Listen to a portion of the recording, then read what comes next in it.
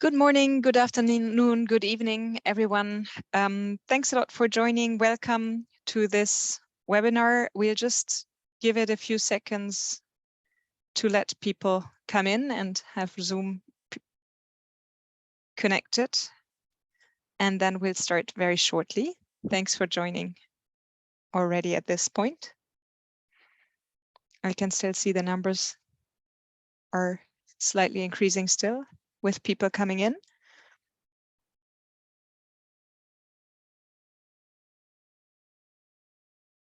So I guess we'll start now. Welcome again. Thanks so much for joining this webinar, Interoperability in Action. It's the fourth workshop in this series, and today we are going to look at social protection information systems interacting with farmer registries. And we'll first take a look at the agenda. If we can go to the next slide. At first, we have the First, perhaps I should introduce myself. I'm Veronika Wozak, Social Protection Policy Specialist at the International Labour Organization. And now we'll turn to the agenda. The welcome and context setting, that's what I'm doing right now. And then we'll go into the topic and hear very interesting presentations on the integration of social protection management information systems with farmer registries. And we'll also have live demonstration of how this is working out in practice. Lightning talks we will hear from country examples: Angola, India, Kenya, Lebanon, and FAO.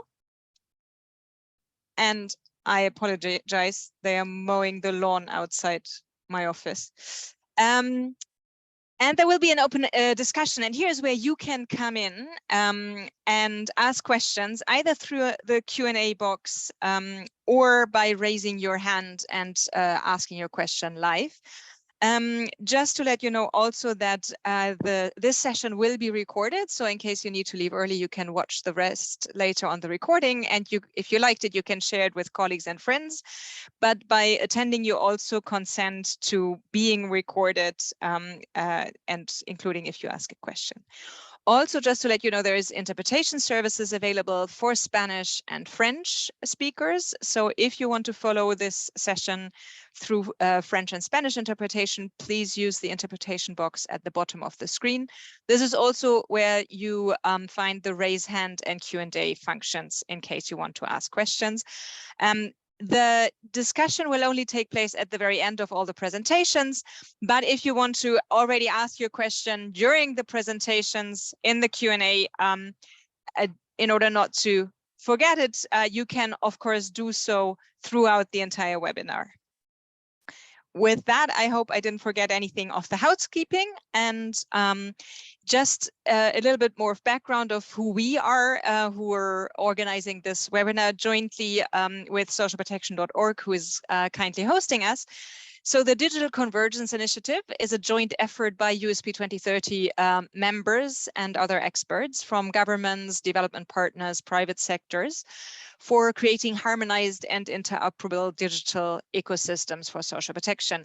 And I apologize to all our faithful audience who've been to other of our webinar series talking interoperability, or to previous workshops, because most of you will already know what we are doing. But for the newcomers, let me still repeat what we are trying to do. So the Digital Convergence Initiative's objective is to develop consensus-based standards for interoperability. We think that this helps ICT solution providers to build products that are interoperable, easy to use, integrate, maintain, and scale. So to build an overall environment that enables innovation. And standards are helpful for this because they reduce time and costs of developing solutions at the country or program level. They enable programs and countries to mix and match different components, avoiding vendor lock-in, because they can use different suppliers if they follow the same standards. And they ensure that systems are future-proof by design, regardless of current levels of policy and information systems maturity, because obviously countries are on very different trajectories and different stages in their digitalization journey. And we can go to the next slide, please.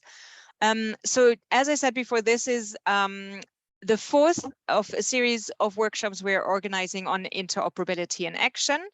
It will provide a deep dive showing the interaction with farmer registries to understand the process workflow, data elements, the technical APIs that are required for that kind of interoperability, the kind of queries and data exchanges run between social protection system and farmer registries, create awareness on the benefits of such kind of interoperability through use cases, and demonstrate the live the interoperability. And then finally, we'll hear from stakeholders and experts. I mentioned before, this is the fourth in a series. The previous ones are available on our website, the recordings. So if you're interested to look into social protection information systems interacting with civil registration service systems, with payment systems, or with identification systems, please feel free to look at our website and watch the recordings online. And I believe, yeah, just who are we, the Digital Convergence Initiative? As I said before, it's USP 2030 members and the digital social protection community, led by a steering committee composed of the International Labour Organization, the World Bank, and the GIZ. This is an overview of the different systems that interact at some point along the delivery chain with the social protection system. And I think if we go next, exactly, this is the element that we are looking at today. I already told you previously we had the CRVS identification and payment systems. Today we look at farmer registries. In the future, we may have other webinars or workshops looking at disability registries, or looking at unified or single beneficiary registries. But for now, we are looking at farmer registries, and we have a series of really interesting speakers and panelists lined up for you. And with this, I'll hand over to our moderator, Anita Mittal. Thanks a lot. Thanks so much, Veronica, for that introduction to the workshop and to the initiative. So this is Anita Mittal. I'm a senior advisor at GIZ, leading the Digital Convergence Initiative. So I'm just trying to set a little bit of context on what is this workshop about. So we know that use of digital technologies, ICT technologies, increasing is in every sector. And so it is also being increasingly adopted in the agriculture sector. And for that, people have been setting up farmer registries for supporting the development and delivery of programs to small-scale food producers and vulnerable rural populations. We've also seen in another workshops and webinars that increasing use of social protection systems is being done. And this was starkly noticed at the time of COVID responses, where over 3,000 programs were launched to address the needs of the poor and vulnerable across the globe. And some of the key systems that are involved in delivery of social protections systems are the social registry, which captures the socioeconomic status of all the households of potential beneficiaries or the beneficiaries. Second is the management information system. So each of the programs, social protection program that is delivered, is managed through a MIS system or beneficiary operation system. And third key component is the integrated beneficiary registry, which captures all the beneficiaries getting services from some program or the other, and helps to build data analytics and give an integrated picture of who is getting how much to inform policy decision and help in monitoring and evaluation. So countries have been building one or two or three, all the category of systems to streamline their social protection delivery systems, which could be up to 2% of GDP of a country being invested in social protection delivery. Recent experiences across a range of countries highlight how the two information systems from the agriculture domain and the social protection domain speak to each other to maximize mutual benefits for both the domains and enables better support to smallholder farmers and other groups. And to learn about these recent experiences, GIZ along with FAO launched a study, and that was published recently as a paper called Farmer Registries and Social Protection Information Systems, Harnessing Interoperability to Improve Outcomes. It's available on FAO website as well as sp.org website. We will put the link shortly in the chat box so people can read and benefit from it. So we have quite a few countries that we studied in this paper also presenting, and more are there in the paper. So if you see, what do we have in a farmer registry? A farmer registry typically contains demographic and socioeconomic data of the farmer and his household. The land data and the crop data could be part of that registry or separate systems which are integrated with the farmer registries to provide detailed information on the farmer's farmer and his land holding and the crop, and many other systems like the weather and the soil data also helps in bringing this whole farmer ecosystem, a complete knowledge database supported by various software and hardware solutions. I've already spoken about what are the social protection systems that are involved, and if these social protection systems like the social registry or the social protection MIS system or integrated beneficiary system, if it interacts with the farmer registry, there are many benefits that will accrue to both the social protection sector and farmer sector, and that you will see in our use cases that the team will be displaying, as well as the country cases that we will see.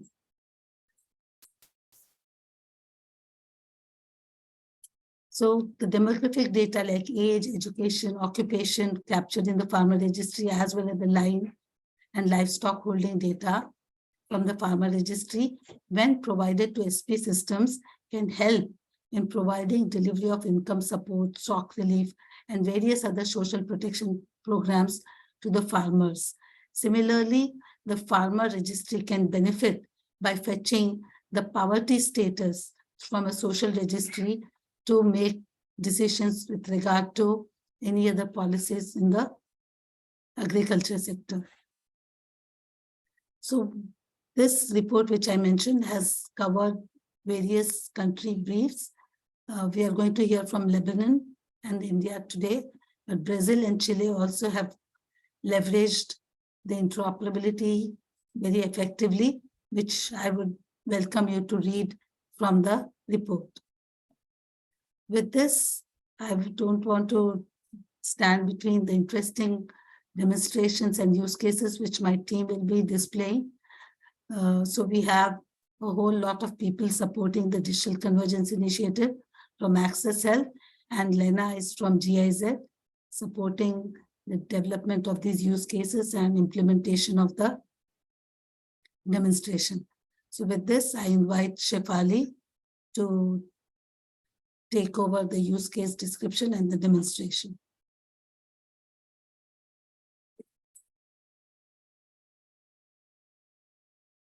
Thank you, Anita. Hi, everyone. Moving ahead, we would walk you through the 3 use cases that are the Farmer Shock Relief Program, Farmer E-Voucher Issuance Program, and the Farmer Child Scholarship Program, showcasing the Farmer Registry interoperability. So let's start with the first use case.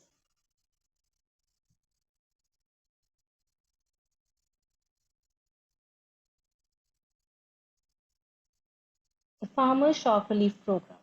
This use case has been identified as one of the most common ones based on our discussions with FAO, as due to the natural calamities like floods or droughts, the farmers' crops get destroyed and they suffer loss.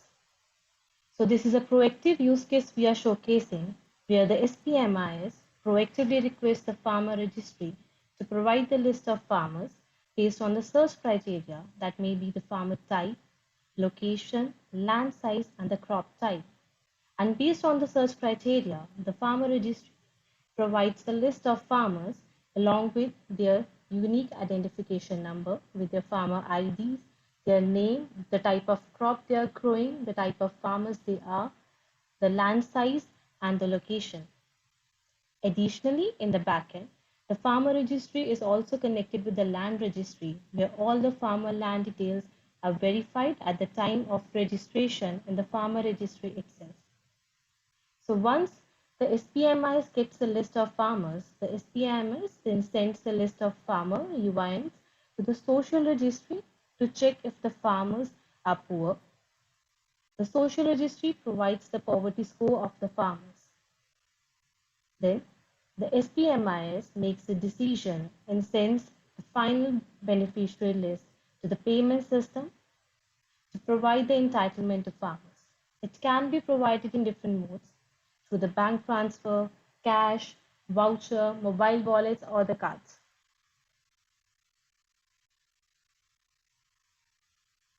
So now let's discuss about the systems which are being involved in the live demonstration of this program. So for the sake of this demonstration, we have created a simulated environment by mimicking a digital ecosystem for social protection program. On the left-hand side, we can see we have a dummy farmer shock relief program SP system, which we have built in-house. And on the right-hand side, we have two inbuilt dummy systems, that is the farmer and social registry, and one TPG Moja loop as a payment switch. These three systems interact with shock relief program via interoperability, which is facilitated by the Spring Cloud Gateway and connecting to various adapter services. So let's move to the live demonstration now.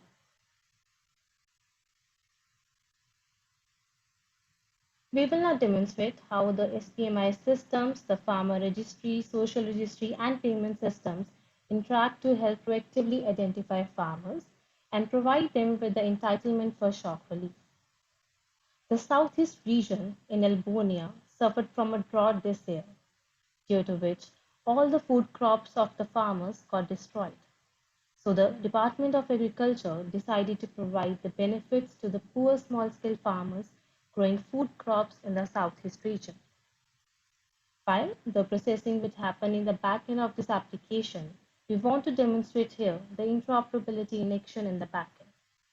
The admin logs into the system. The admin requests the farmer registry to provide the list of farmers based on the search criteria, that is the farmer type, small, crop type, the food crop, and the location, southeast region. The admin clicks search. So based on the search criteria, the farmer registry retrieves the information and provides a list of farmers along with a unique identification number, their farmer ID, full name, farmer type, crop type, and the location. The SPMIS now makes a decision and now sends the list of UINs to the social registry to check if the farmer is poor. The social registry sends back a response with a poverty score. On the basis of a poverty score, SPMIS makes a decision and selects the beneficiaries who are eligible for this program. The SPMIS now sends the final list to the payment system. Let's now take a look at the payment processing. For the purpose of this demo, we will initiate the payment manually. However, in reality, this is typically an automated process. So first, let's take a look at one of the farmers' bank accounts. Currently, Rosie Lee only has 500 amount in her account.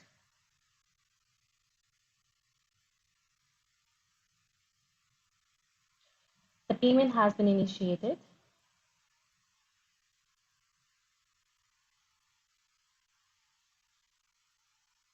And the Rosie Lee has received both the money and a notification on her phone.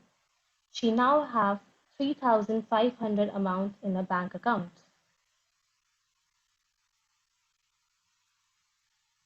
The system has logged the payment reconciliation in a report, and it can be tracked using a unique code and transaction ID.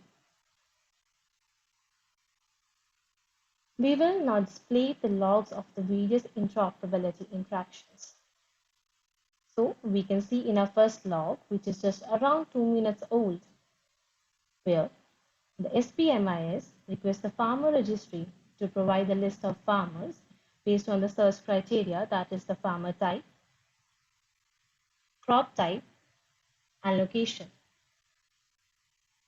Based on this request, the Farmer Registry is providing the response data, that is the unique identification number of a farmer, the farmer ID, the name, full name of farmer, farmer type, crop type, and the location. So now let's move to the next log.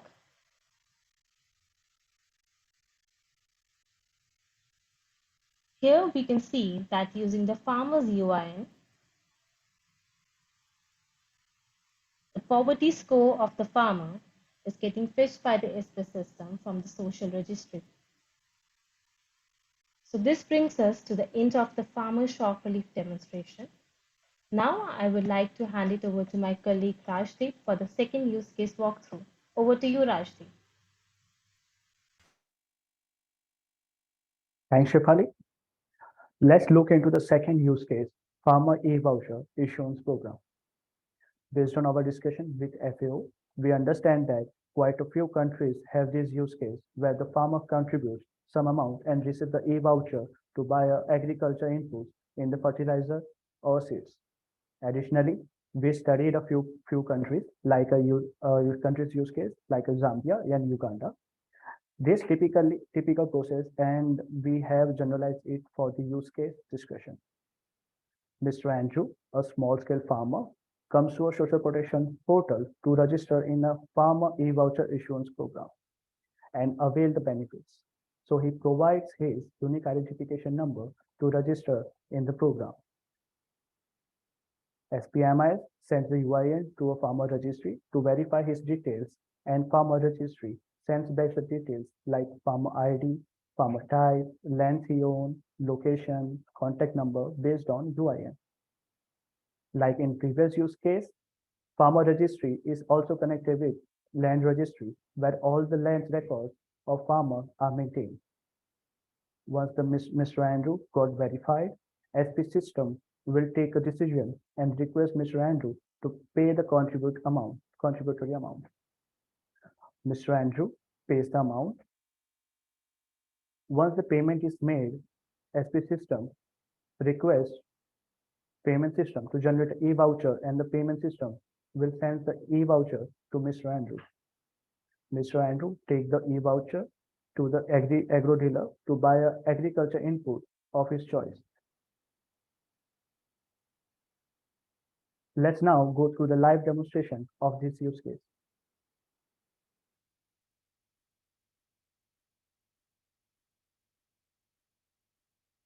We will now demonstrate how the social protection system, ID system, farmer registry, and the payment system are all interoperable with each other for the e-voucher program.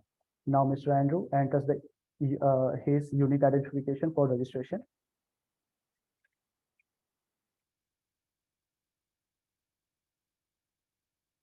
His details are verified by ID system. To validate his eligibility, the system needs to verify his farmer details. To do this, SP system sends the UIN to a farmer registry, fetch the necessary attributes for the Mr. Andrew. Since Mr. Andrew details got verified, SP system requests Mr. Andrew to pay the contributing amount of 200. Mr. Andrew click on the pay with card option. Mr. Andrew enters the card details and click on the Pay Now button.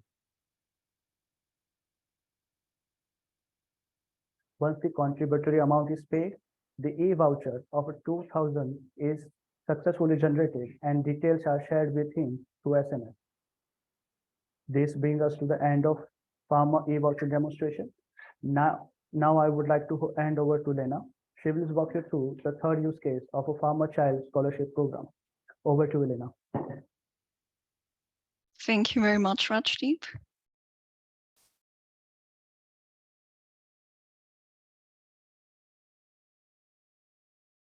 Perfect, thank you.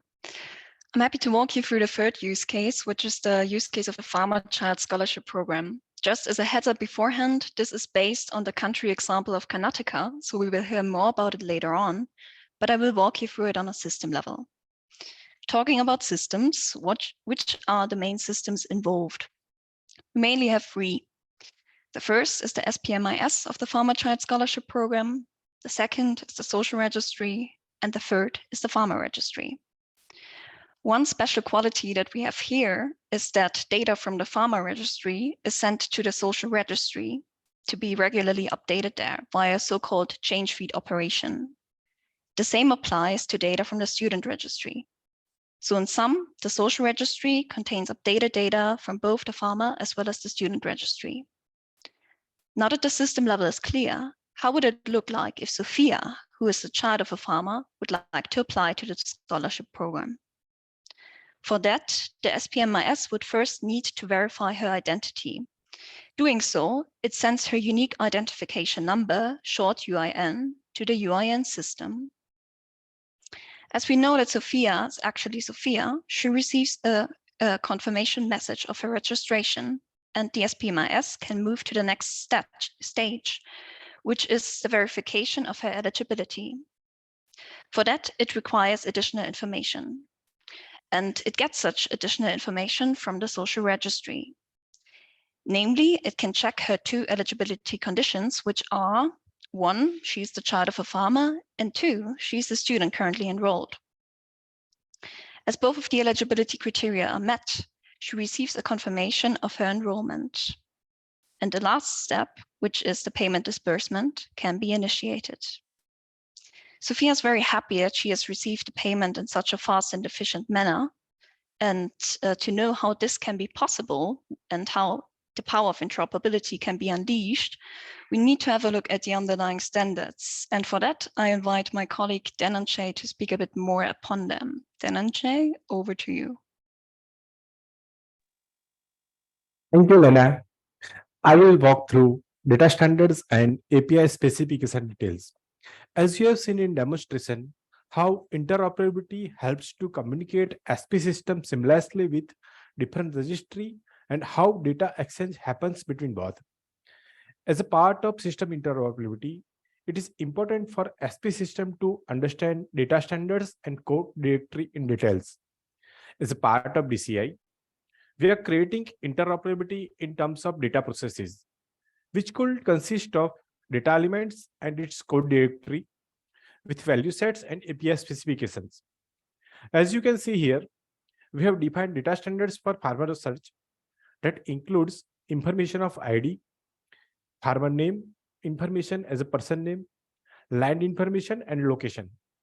We have created a code directory of farmer type and crop type to facilitate list of possible farmer type and crop type in countries. Along with data standards, we are also defining APIs to showcase interoperability among the systems in terms of request and response.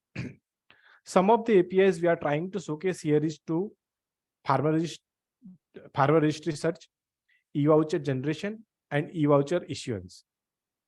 The Farmer Registry search APIs can be used to search farmer from the Farmer Registry with a crop type food crop and a region Southeast. As you can see here, search response consists of farmer's detail from Farmer Registry based on provided crop type and region. We have other API to generate and issue e-voucher. The e-voucher creation request API accepts beneficiary ID, program ID, amount. Based on that, it generates voucher, which includes e-voucher number and status. Third API is e-voucher issuance to a farmer. It accepts e-voucher number, beneficiary ID, expiration date, and it returns status of issuance. We are working on different APIs that can be useful in multiple scenarios to achieve interoperability. This is all from API and data standard details. If you have any questions, Feel free to drop that in Q&A box. We are happy to answer that at end of the workshop. Over to you, Anita. Thank you.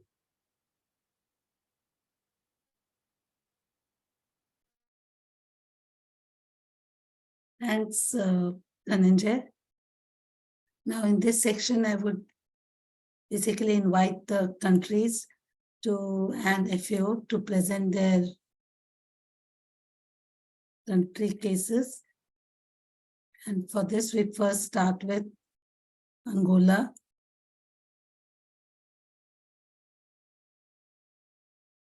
Can you see my screen properly? Yes, we can Not see, but yet. it's not full screen yet. Now it comes. Yes, now we can see. Thank you. So for Angola, you will see we have an interesting combination of two speakers, Isabel Leao from the agriculture sector, Syrian Rural Development Specialist from Agriculture and Food Global Practice, and we have Emma Monsalve from the social protection sector, Social Protection Specialist based in Angola. So over to you, Isabel and Emma, for sharing about this interoperability in action in Angola.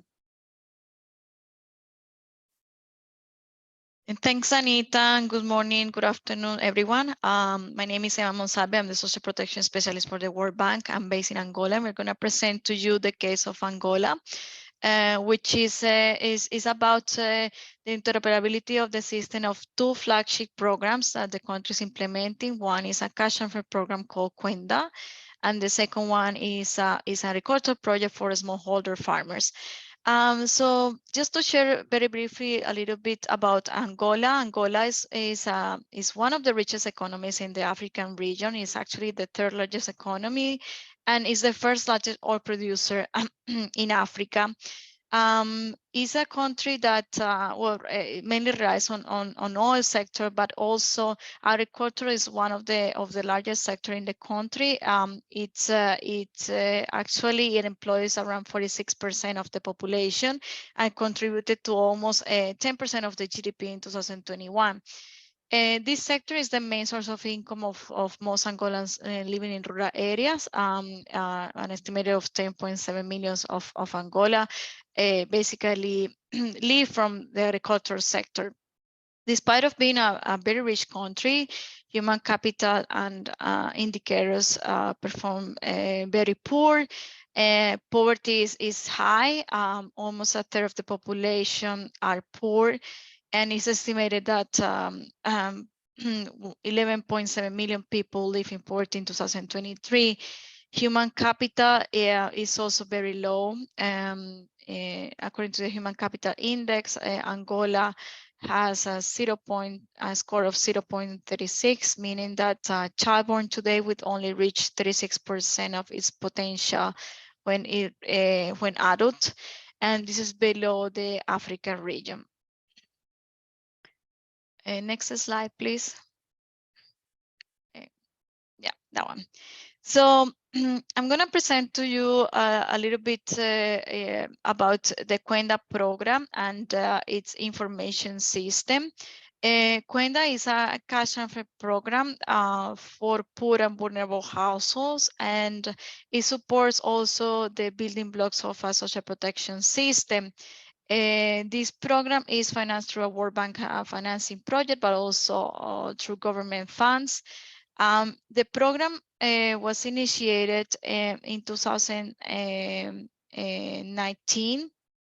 And when the program started, in the process of identifying the beneficiaries that were going to receive this benefit, the MIS for the program was constructed and the registry was built. How does this happen? So the program did a selection, a geographic targeting selection of the poor municipalities and poor communities where these beneficiaries were going to be identified. In these communities, the program did a house-to-house registration. So they went and visit house by house, and they use smartphones with the system to collect key information of beneficiaries, including well, identification, biometrics, biodata, GPS coordinates. This registry form include housing conditions, access to services, name and demographic details on all household members. It also includes information on type of vulnerability, chronic illness, and disability. It has information literacy, education, and also livelihoods and employment. So this is all captured in this registry system. This registry system is connected, currently has approximately 1 million households registered. And this system is also connected to another system that is housed in the social ministry, where the unique social registry is being built. So it's connected to the SIGA system, and is contributing to building this unique social registry in the country. So this is basically what the Cuenda system is about. Is a MIS system that has a registry data with key household information, biometrics. It generates a unique ID of beneficiaries, and is also linked to the unique social registry under MASFAMO, which is the social ministry. Next. Back to Isabella. Thank you very much, Emma, and good morning, good afternoon, everyone. My name is Isabella Leal, and I'm a Senior Rural Development Specialist with the World Bank in DC, covering Angola and São Tomé e Príncipe. So Emma gave the country context and the background on the Cuenda registry system. And now on the smallholder agriculture transformation project. This is a project that was recently effective in January 2023. So we are in the beginning of implementation activities.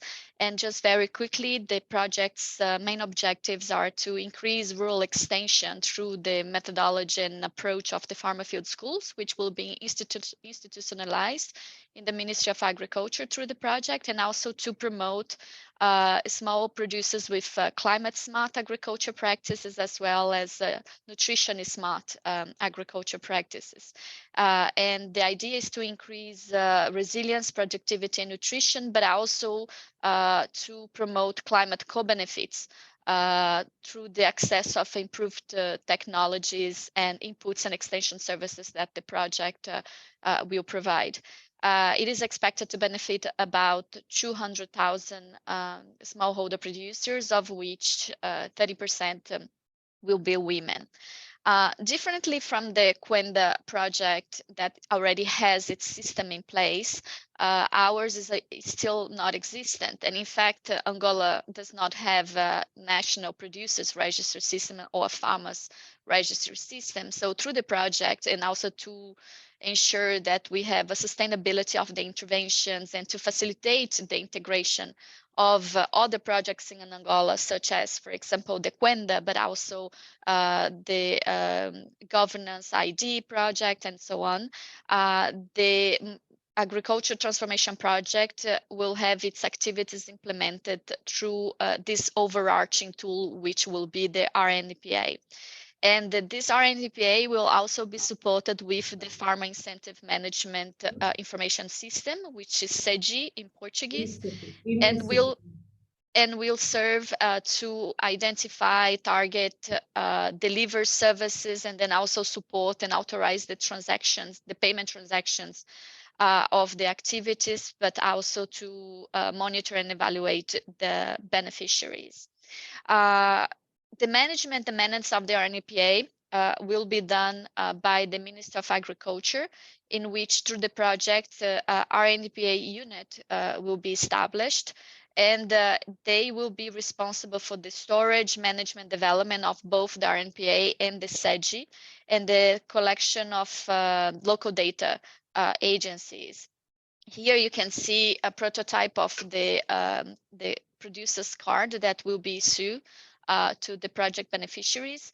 And then also this, since it is being implemented through the project, the idea is that the government is piloting it through the project, and then the idea is that through a phased approach, it will be scaled up to the entire country beyond project beneficiaries and project areas. It is also important to say that the RNEPA is benefiting from interventions and IT investment from another agriculture project financed by the bank, the agriculture commercial development project, and then also a project from statistics that we have been working together with the National Institute for Statistics and the Ministry of Agriculture. And RNIA, as you can see, we're also linking is the National Identification for Animals, which is also a registry that will be developed through the project. So this system of animal identification registry will also be linked to the RNPA. Next slide, please. So I'm not going to get too much into the details of this because the colleagues who spoke previously, they got into the IT and technical details of on the transactions of the APIs and the different databases and this relational database tables.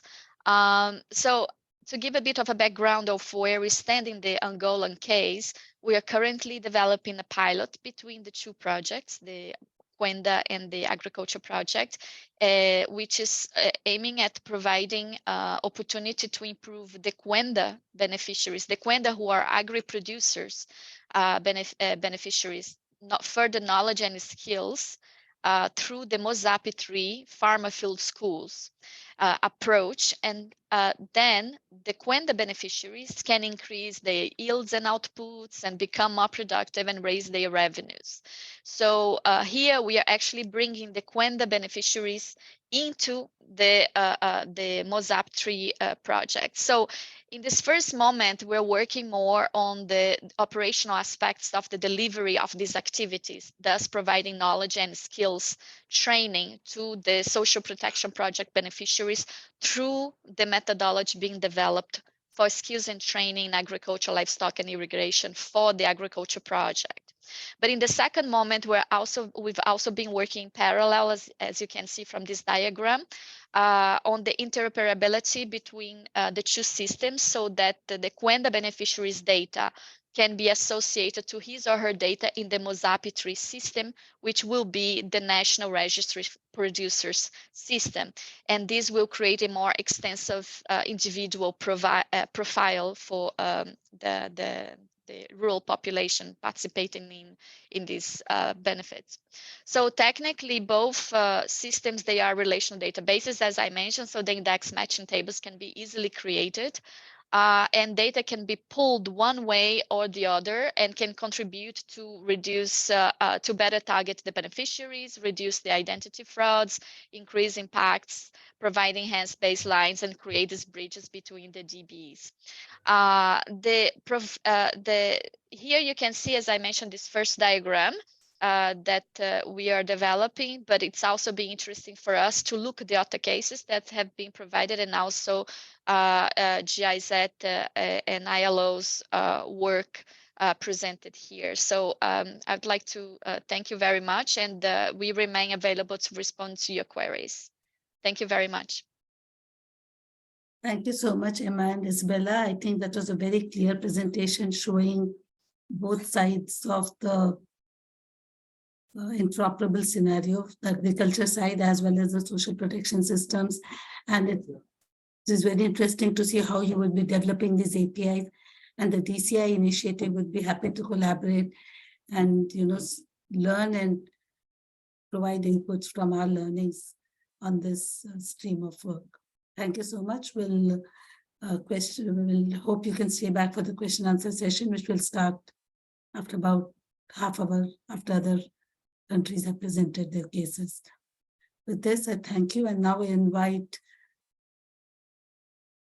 India team from the state of Karnataka, which is almost like a country with about 70 million people, to present their system, which is actually a system which is working in action for quite some time and have reached over 1 million beneficiaries from the farming sector. So today we have Annapurna, who has already been present for the DCI for a couple of other sessions. She's Program Director of Kutumba, which is a name for the social protection system of Karnataka, as well as we have Shakil Ahmed, who is the Project Director of Fruits, which is the farmer system. So here again, we have a pair of team members who are one from the social protection sector and one from the agriculture sector. So I will call Annapurna and Shakil to take over the session. Over to you, Annapurna. Thank you, Anita. Thank you for this opportunity. So today we are going to focus mainly on the farmer registry and show some use cases where it interacts with the social protection system, that is Kutumba. I request Mr. Shakil Ahmed to take over now. Okay.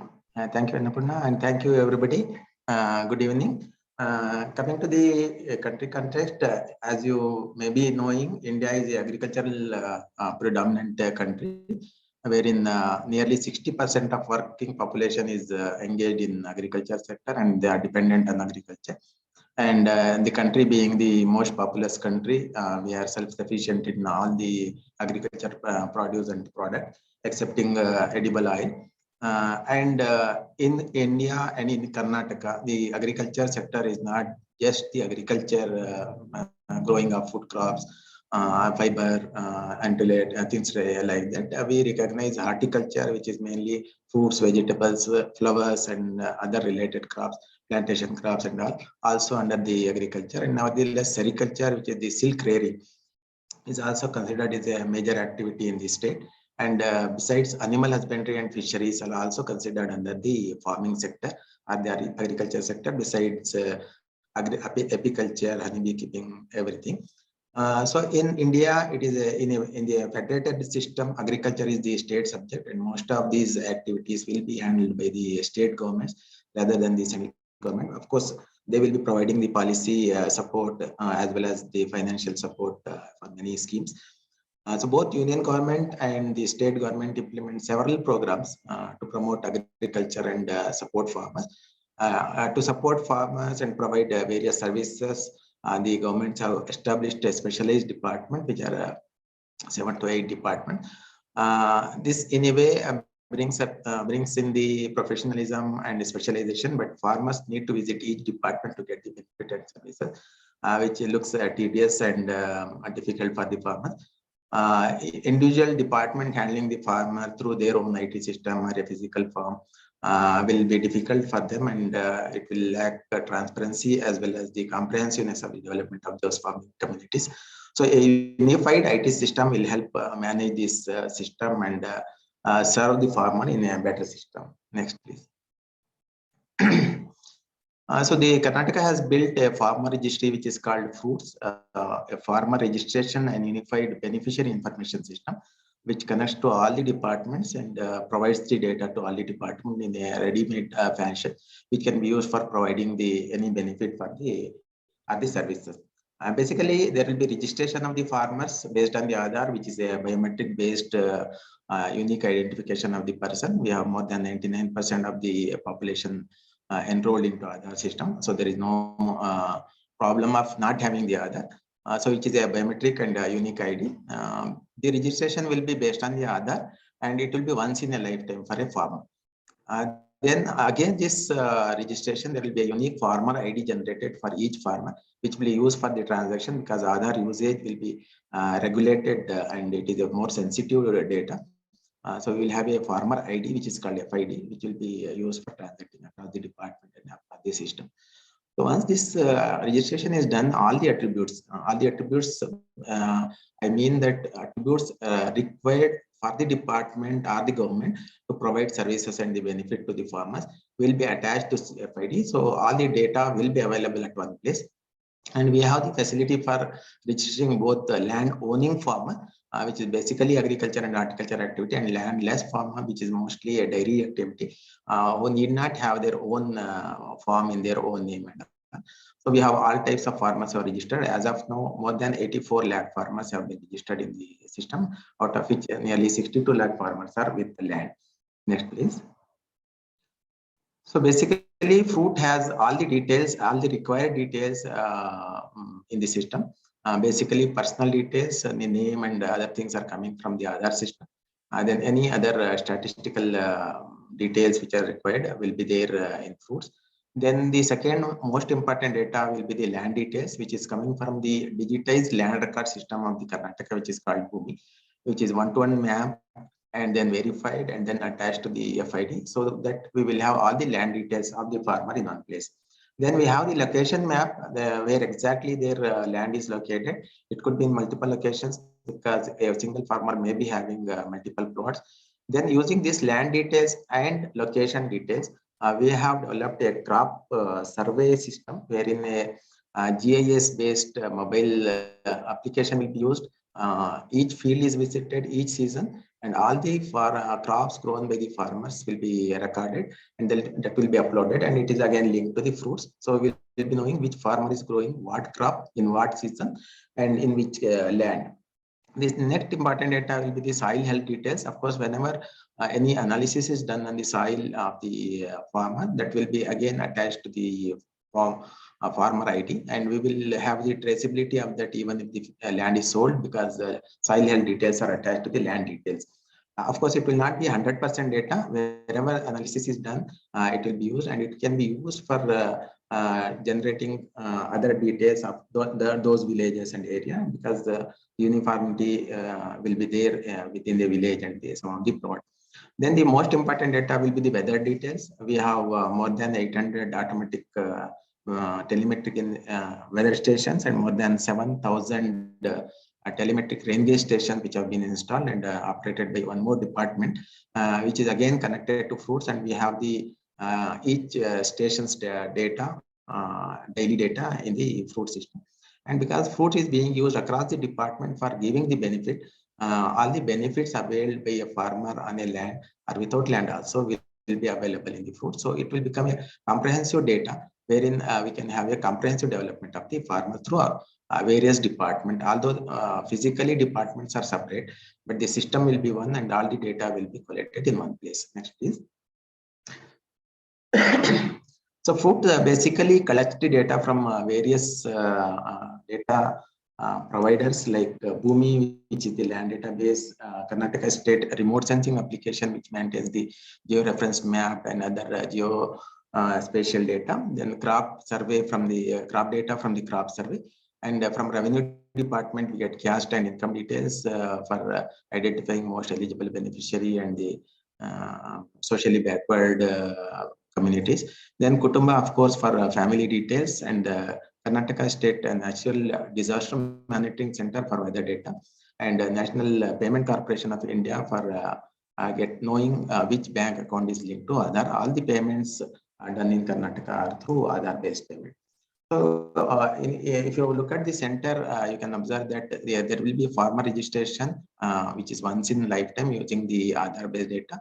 And this data, along with the identity and all the data which is collected from the left-hand side, will be provided to the departmental beneficiary management system, or the IT systems of the various departments like Agriculture Department, K-Kisan, Horticulture Department, Hasiru, Karnataka Milk Federation, which is handling milk subsidy, Raitasri, like MSP registration, that is procurement of produce under distress.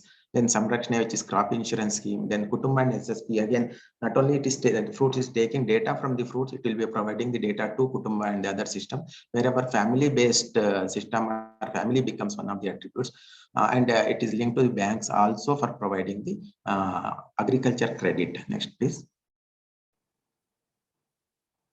So one of the use cases, we have many use cases across the department. One of the use cases is the entitlement-based assistance provided during the COVID-19 lockdown, when the farmers had grown their crops, including flowers, vegetables, and perishables like fruits and some of the agriculture crops. which they were not able to sell the produce because of the lockdown, number one. Number two, even after lockdown was eased for the agriculture produce, flowers could not be sold because there were no marriages allowed, no functions allowed. And basically, there is a zero demand for the flowers.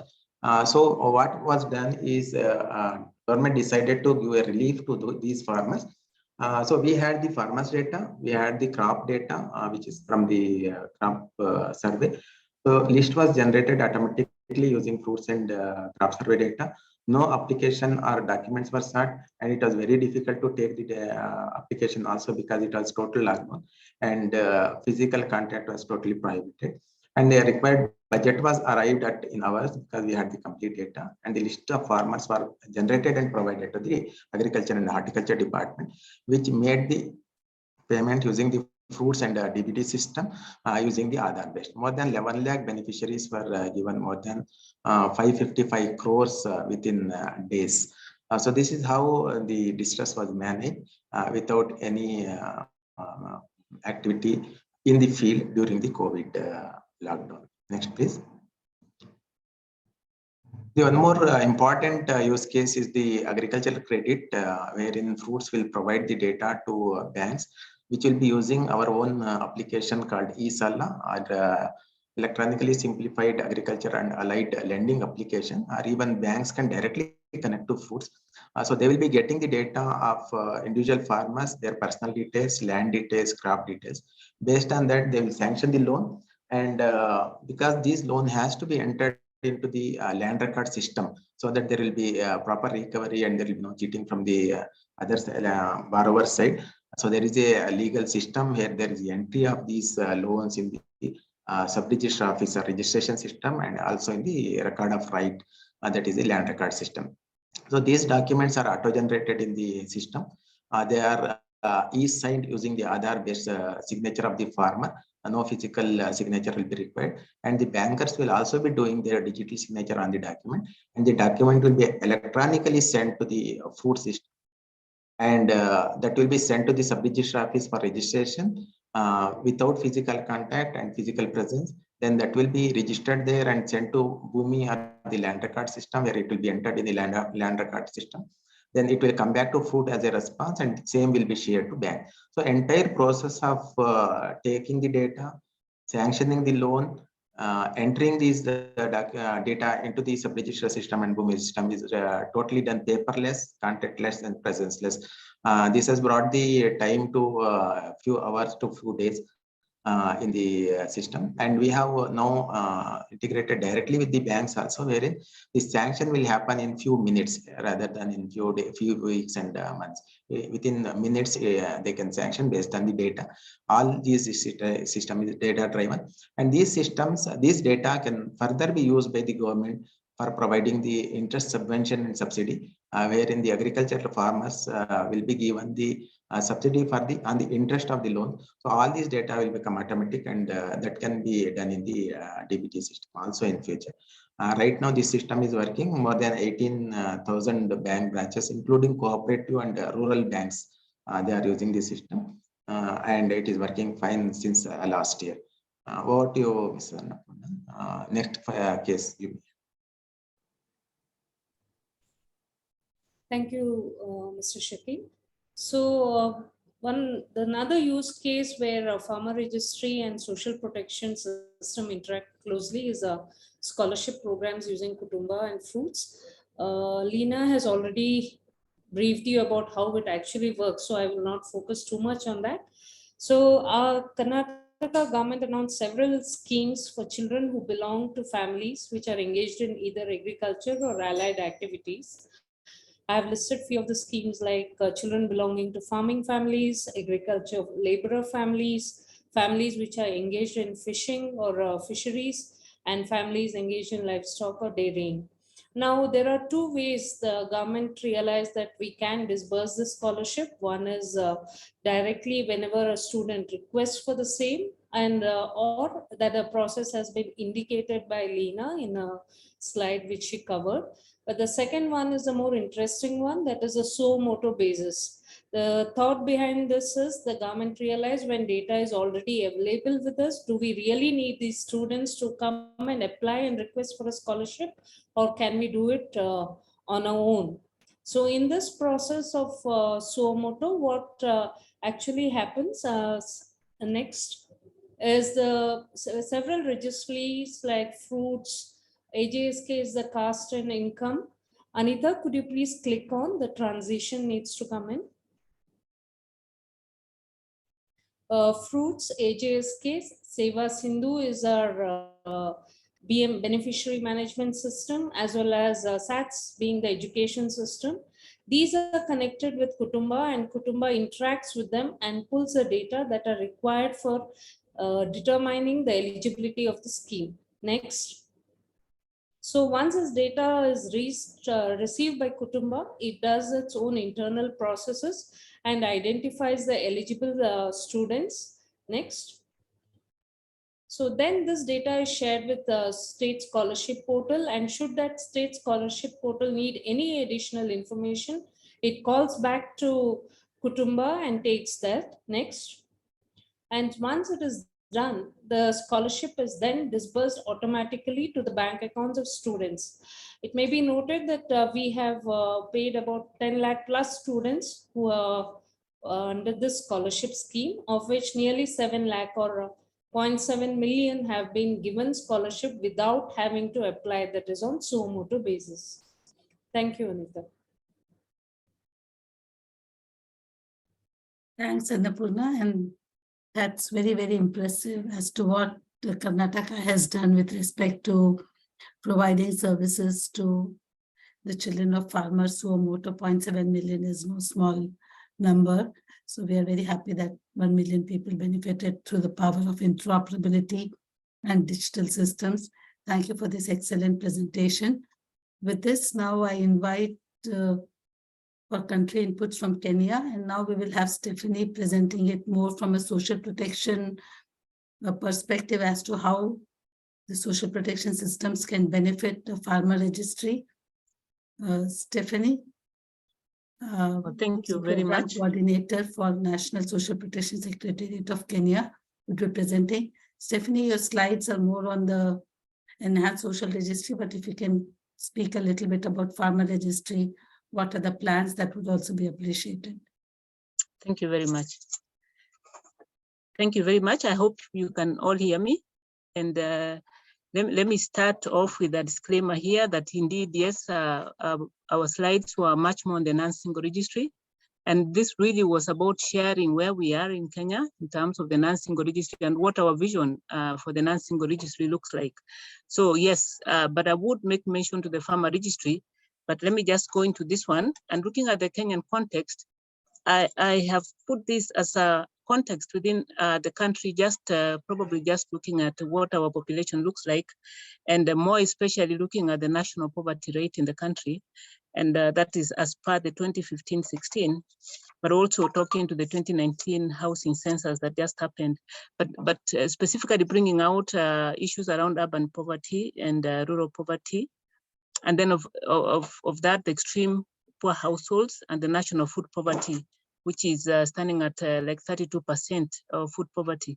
But one of the big things I wanted to really to bring out here is the fact that as social protection policy, one of our objectives really is to try and combat poverty, vulnerability, and the risks, contingent risks to households and poor households.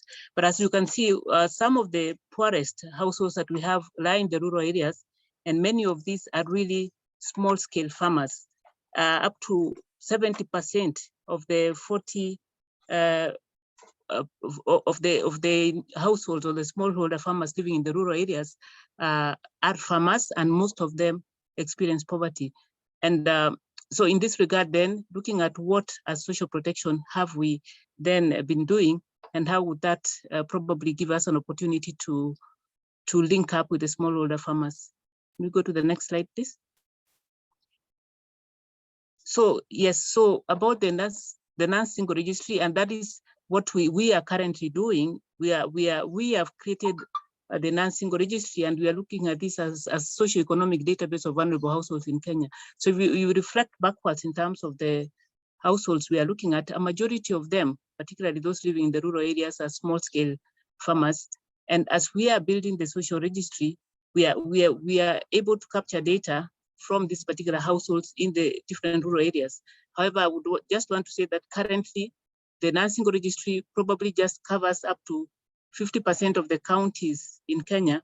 And even within those 50% counties, we probably have like a 40% coverage of households within the rural areas. And our hope is that once we have the non-single registry fully developed, it would help to develop our own policies and programs and sort of harmonize and broaden the social protection coverage.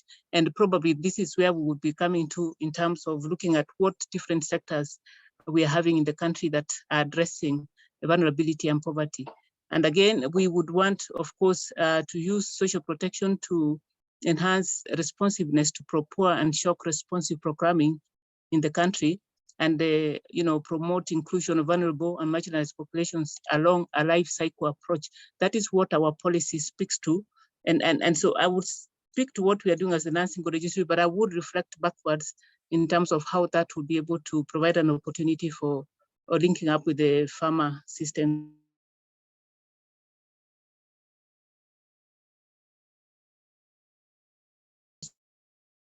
What are the steps? I hope you can hear me. What steps do we use to populate the non-single registry? I hope you can still hear me. The steps we use to populate the non-single registry, we are saying we are undertaking data collection at the household level. And now we collect data using a harmonized tool, which basically collects social and economic information from the households, and also capture the household composition in terms of the different households that we are able to reach. And we also, as part of the non-single registry, then we have a validation platform, which is the social registry module. So at the validation level, we are able to link with the different administrative systems that we have in the country. One of them to verify, for example, the ID or the eligibility of individuals that we are registering in the register. But another verification that we would do, so much of it really during data collection, we are actually verifying the eligibility of households and individuals so that they are captured in the register. And so this information is then held at a consolidated level where we're able to now check across the different programs to see then that we are not duplicating the different households that are accessing different benefits from the social assistance programs that are running. So in terms of our actual registration, we do what we're calling on-demand registration. On-demand registration basically means that households will offer themselves out of interest to be able to have their data contained in the non-single registry. So this, involves developing somewhat a listing of households that are interested to have their details captured into the registry for purposes of comprehensive registration for these particular households. In other respects, we also do what we call a census approach registration, which means we move from one door to the next. But with this is really targeted for areas where poverty is assessed to be over 50%. As per the Kenya National Bureau of Statistics. So if a particular area is assessed to be over 50% poverty, then we do what we call a census within that particular locality, because predominantly then most of those households, are living in poverty. And then the other approach that we are using is what we are calling mass registration. Again, here we are basically now sensitizing communities of the objectives of the registry, and then the communities are able to come out and express their interest by way of listing, for us to then to be able to send out enumerators to go to this household level and be able to undertake data at that particular level. Okay. Can I go to the next slide? So now, so this basically at the levels I've just basically been talking about. So if you're looking at local level data entry, that is where we're undertaking data collection, and we do this both on online and offline mode at the household level. So here we are sending enumerators to the different households to collect data using a harmonized tool. And why, for me, we are saying this is that it presents for us an opportunity then to see how we can be able to link with different systems or different sectors. And probably if it is about being able to collect information that is relevant to developing farmer registries or to link up with a farmer registry, then this would be a period within which we would consider talking to the different stakeholders. I will leave it there because at the end, I would still want to look at whether we have farmer registries in the country and to what extent those farmer registries are operating so that we can be able to link up with these different registries. And then now at the data collection level, we are looking at the central level. We are consolidating the data we get, and we are able to produce different reports which different sectors can be able to utilize to roll off different programs. And this is the point we're saying, that if we have adequate information that would inform or link us to farmer registries, then this will be the area where we can be able to utilize the single registry to be able to promote linkage with the farmer registries. And then, of course, the whole issue of being able to access data to the different stakeholders would want to use the non-single registry to roll off different programs. Okay, can I go to the next, please? Okay, so interoperability with farmer registry. So I'm talking about potential in the non-single registry. So you will notice that in Kenya, unfortunately, we've not been able to develop, I think, very good farmer registries, but we are saying we have potential, especially learning from this particular webinar. I think I've learned quite a lot.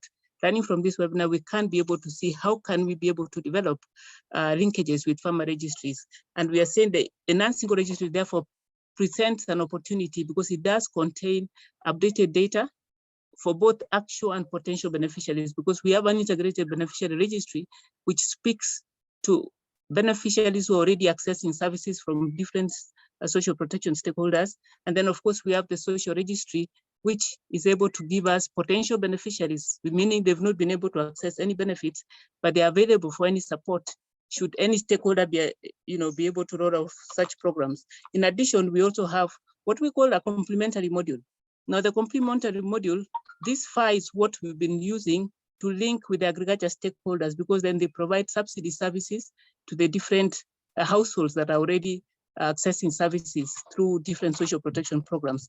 Now, this has not necessarily happened through an interoperable system, but has been, on a, very specific cases where stakeholders are very interested in particular localities or particular geographical areas, and they're able to come to the registry or to access data from the non-single registry through the complementary module to be able to support sections of different populations depending on whatever objectives they have. So as I said earlier, we are using the harmonized data collection tool to be able to collect this data, and the harmonized targeting tool is largely a socioeconomic data tool, so probably does not have a lot of the farmer information that would be necessary to avail a sort of farmer support program from the registry.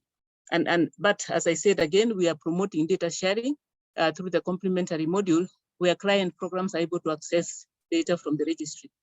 And as I said, one of the things we're doing, of course, is data validation. This system at least has been able to interoperate with the IPRS, that's Integrated Population Register. We are integrated, so we are able to validate data with this particular register. We also integrated with the National Hospital Insurance Fund, which also helps us to link beneficiaries to NHIF. Okay, and then of course the monitoring system and reporting, which can be very useful to stakeholders. Can I go to my last slide, please? No? Can we go to the last slide? Okay, so that is just the diagram of the non-single registry, which really shows us the level within which we can be able to operate, where we have the social registry and the different programs, including a farmer registry, if there was one, and then we can be able to now link together as systems that can speak to each other. So thank you very much. What I'm saying is that I've learned a lot, that Kenya, we are setting the ground to be able to set an interoperable system for us to link with other farmer registries that are available. But so far, our farmer registries, I think, are on project basis. We've not been able to put in place comprehensive farmer registries that we would be able to link to. So thank you very much. I can only say I've learned quite a lot from here, and I was only sharing about our own registry and its potential to link to farmer registries where available. Thank you so much. Thanks, Stephanie. That was very interesting to learn about Kenya's enhanced single registry.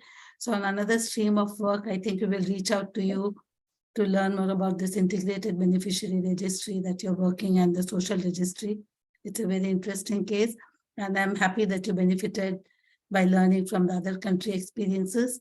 And that is one of the objectives of this workshop. Thank you so much.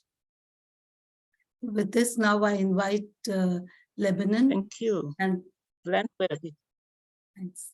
So I'm inviting Lebanon, and this time we will have a presentation from the perspective of the agriculture sector. So for this, we have Danny, project manager from FAO, presenting the Lebanon case. Over to you, Danny. Thank you, Anita. And I'll try to be short. I know that you have been struggling before. So, and I'm pleased that I've heard all these presentations before. Lebanon is a really very small country in the Levantine side of the Mediterranean, but big and hard. And we're in the very baby steps of establishing a farmer registry in Lebanon. It was only launched last month. So why Lebanon needed a farmer registry? So first of all, let me say that the farming is not an official, or it's not a formal sector in Lebanon. So it's one of the initial steps to formalizing the sector, no? And making farming as a profession, no?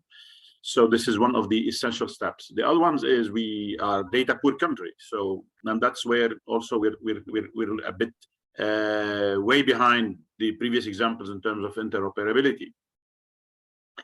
The other thing is then we needed a tool to record and control the data on farmers, which will be used for agriculture policy, agriculture sector management, and definitely to increase and expand social coverage, social protection coverage of farmers. Farmers are in Lebanon are really left alone. No, there is no coverage of any kind. Even the national protection and the national poverty target programs in Lebanon are more directed to urban poor rather than rural poor, where the farmers are. So the thing is also we needed a transparent and fair distribution of support, shock and the emergency response tool, but also it will be also a building block to provide social safety nets and insurance. Once you start having the data, you can do that, and you can do much more. So I think if you look at what we were thinking about when we were developing the system and why we developed the system is practically what has been said on all the countries somehow. So next, please. So this is our journey. The journey did not start recently. It started in 2016 with a scoping mission when we identified the need for a comprehensive data. I mean, we are talking about an administrative register, not really a technical register. There is no weather data, soil characteristics, and so on. It's more about the farm, and the assets and the workers. So it's a very much an administrative type of registries.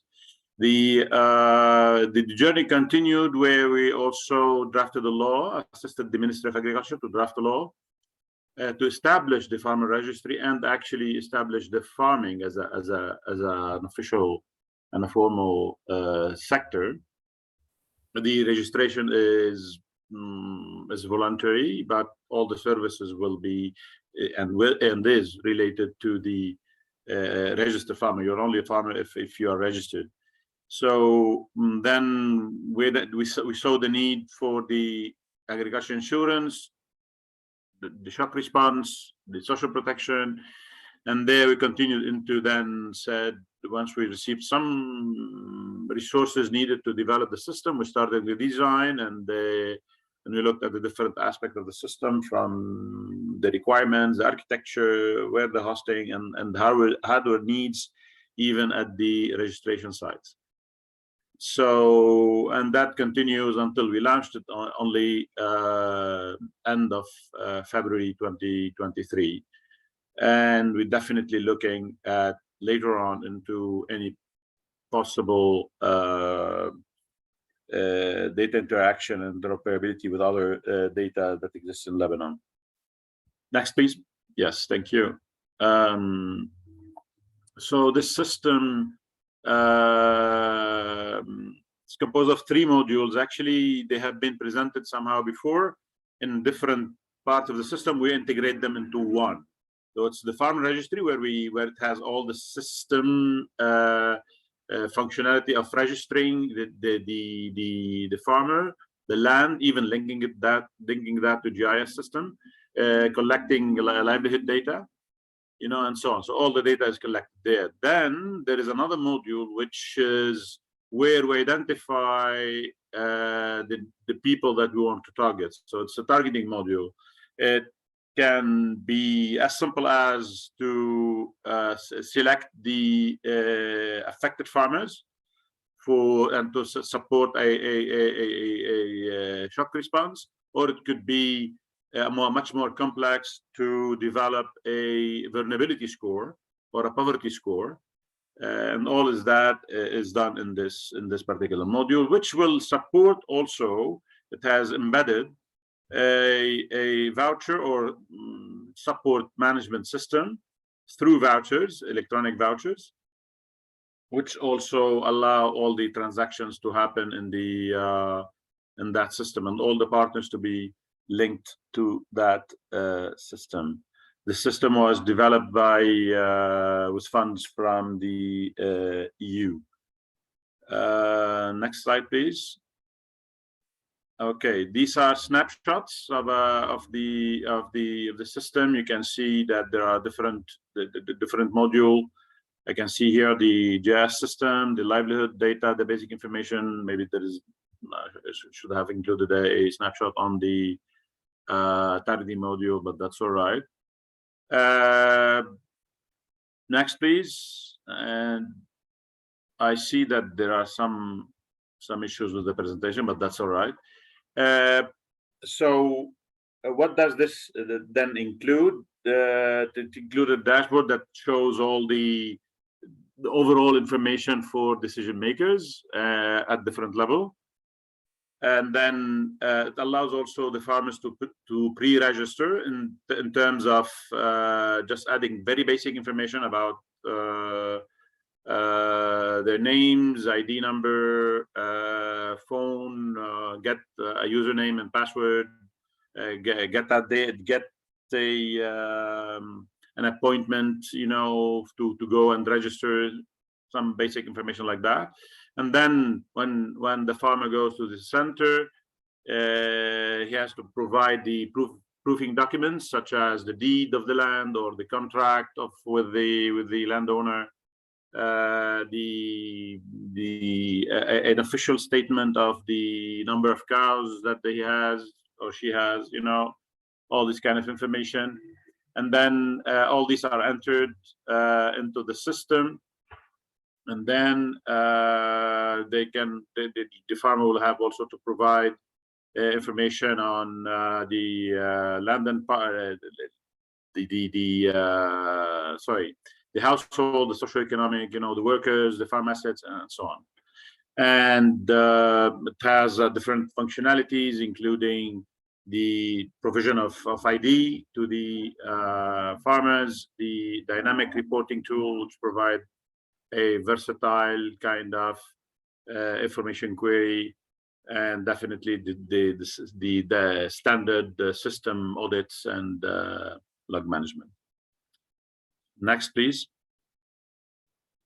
And also we have integrated within the system what we call FAO tool that has been recently launched, which is called the Rural Multidimensional Poverty Index. So this is already included in the system. The system directly computes this index for all the registered farmers, which can be used as a vulnerability score for facilitating if there is no specific criteria for selection, it's only vulnerability. This is one of the ways to be fast on selecting the farmers. I see Anita's saying, "Be quick, I'm done," and thank you for listening. Over to you, Thank you so much. Thank you so much, Danny, and thank you for making it last minute to present it for the case of Lebanon and working hard to do it for this workshop. I'm happy that Lebanon could be represented here. And now I will invite speakers from FAO. We have Marco Knowles, who will be presenting this here, Senior Social Protection Officer and Team Leader. And I'm actually very thankful to FAO because they started it, and I need to mention Alexander Rinsman's role, who actually requested for working on this interoperability of Farmer Registry, the social protection, and worked tirelessly, both of them, with us to publish the report. And now we will hear from Marco on why interoperable farmer registries and social registries. Over to you, Marco. Thank you, Anita, and also thank you to GIZ for having collaborated with us. It was a true partnership. So I'll focus we've done the full circle a bit. We've been through Anita's introductory presentation. There were the country presentations. So I'll try to wrap up with a few ideas from the FAO side. So really, I have two slides, two main messages. One is around why as at FAO, we think it's important to have interoperable farmer and social registries. And then I'll add a few more country examples of where this has been done and the benefits that we're seeing through this, thanks to this interoperability. So the poverty and extreme poverty are concentrated among rural populations. And these rural populations largely depend on agriculture. So it's kind of clear, it's kind of obvious that in order to help these households emerge from poverty, they need support from the agricultural sector, which can provide different types of support. It can be transferring agricultural assets like livestock, providing people with access to land, access to fishing equipment, let's say fishing gear, or access to information technologies for improving the agricultural production.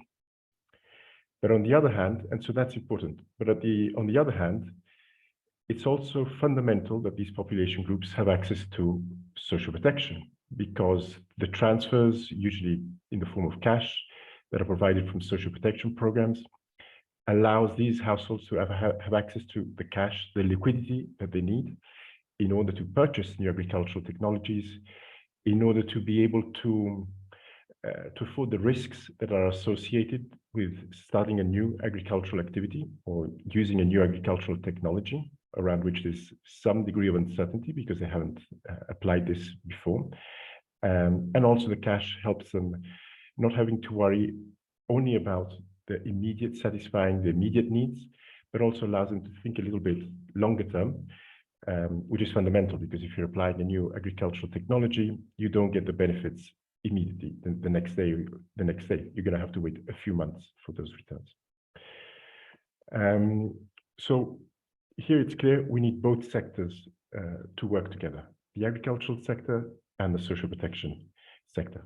Now, the social agricultural registries, so the two different sectors do two different things. And because of that, they also have the registries of these two different sectors hold different information.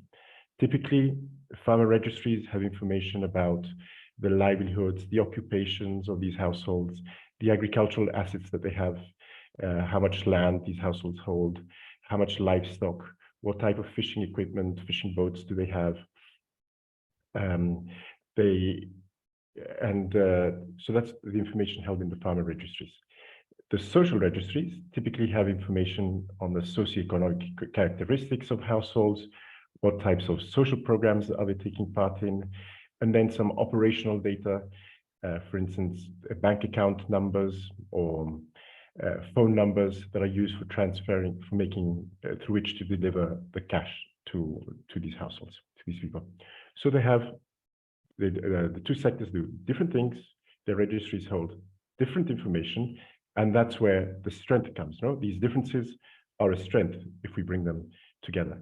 So imagine if you bring together the information that is in a farmer registry and in a social registry, we have a more complete understanding of a household And thanks to that more complete understanding, we're better able to provide tailored services to these households, can better coordinate and converge the agricultural and the social interventions.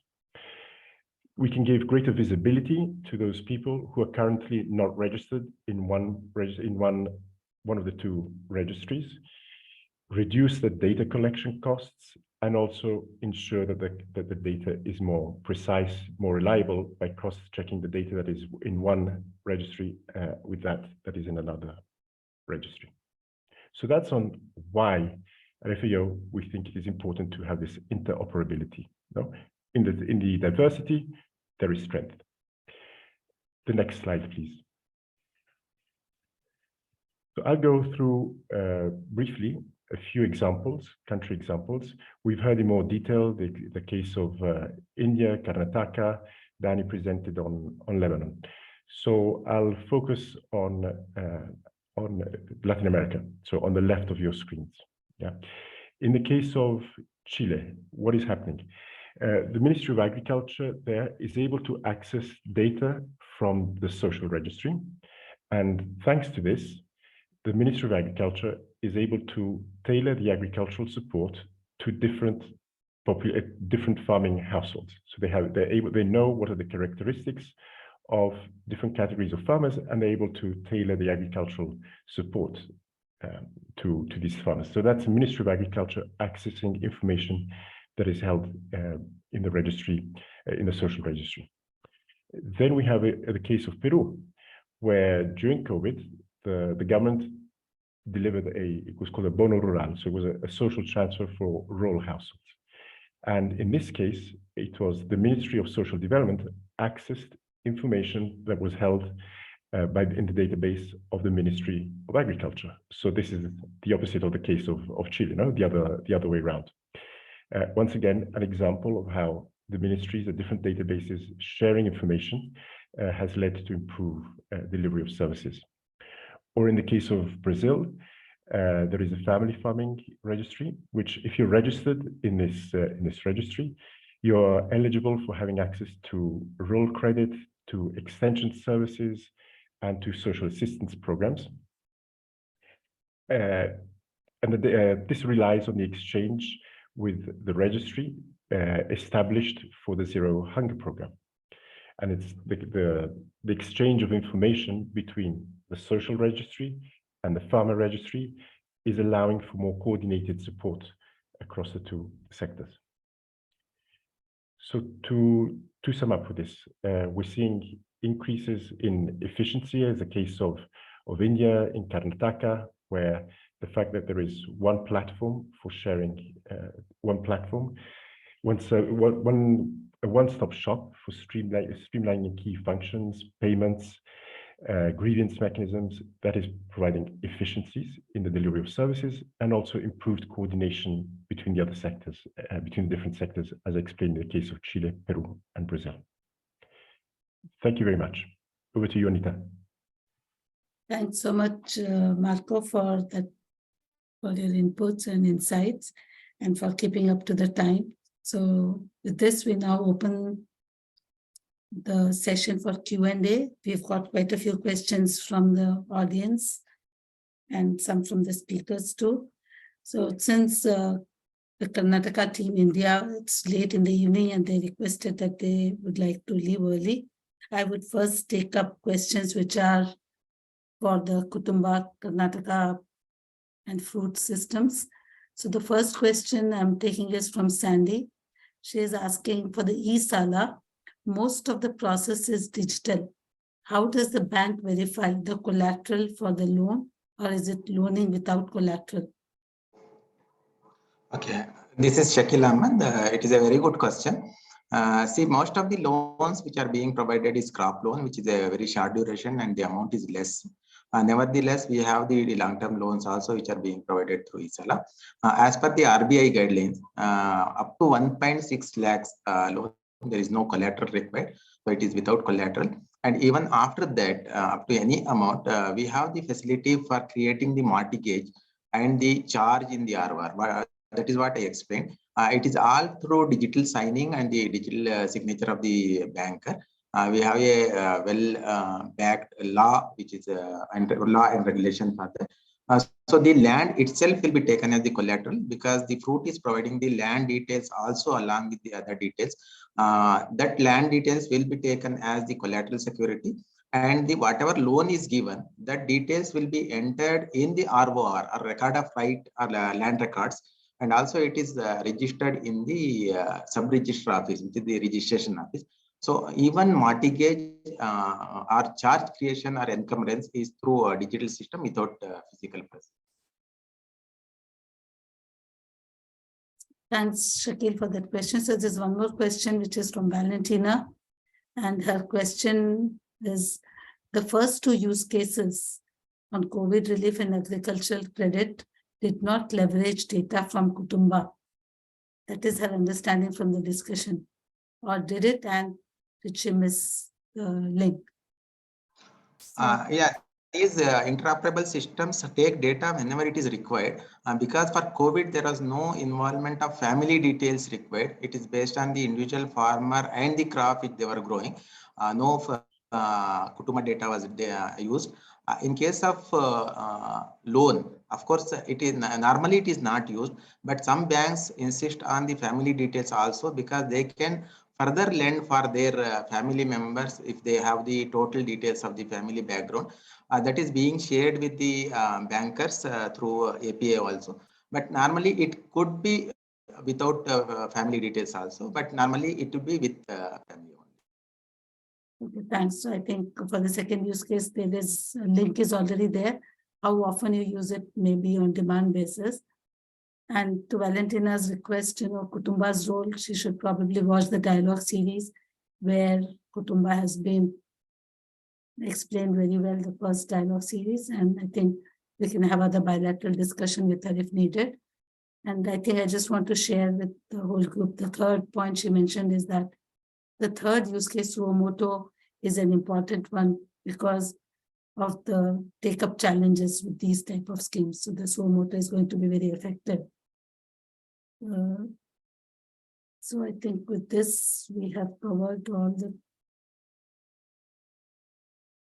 questions for India. Does anybody want to come in? You can raise your hand for India because they will drop off in the next 2-3 minutes if there are no more questions for Kutumba, Karnataka, India. Any questions from the audience or the other speakers?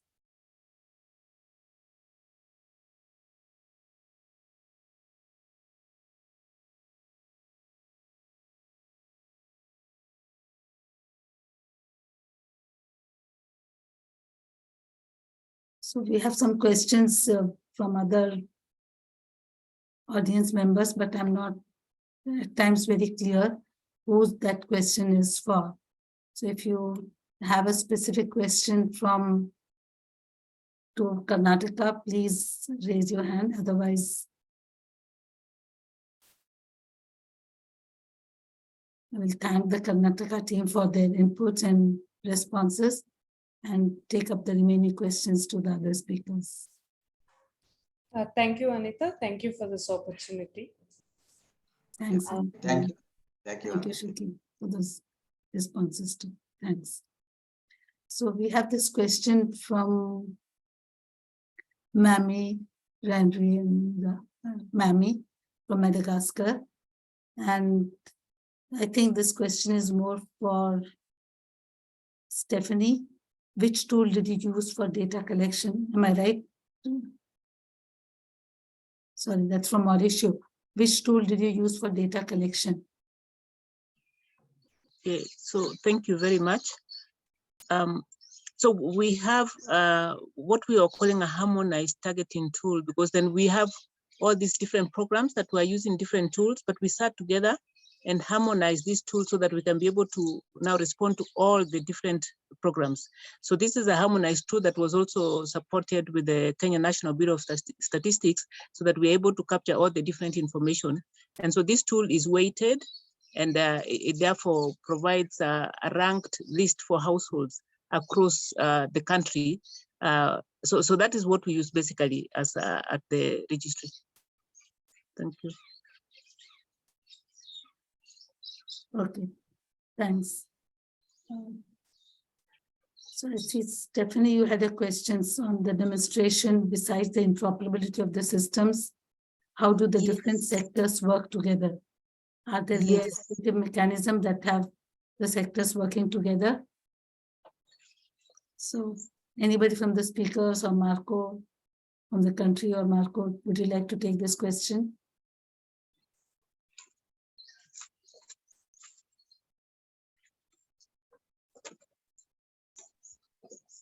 And as they're coming on board, I want to say one of the challenges we have in Kenya is what we would call a silo mentality. People don't want to work together. So how they've managed to do this? So everybody wants to develop their own system. And so it has to take, either policymakers to come in and say, no, we need to work this together. So how has this worked for them? Anita, which question would you have me to take, please?